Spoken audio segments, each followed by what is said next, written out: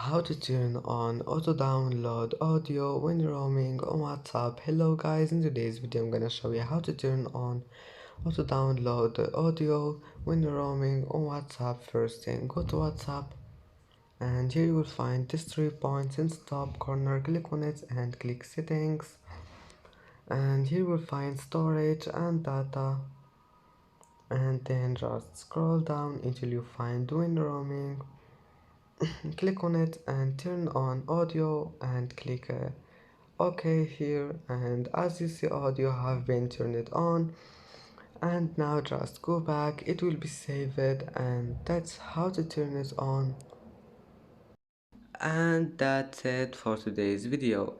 If you like this video, don't forget like and subscribe, and thank you for watching this video until the end.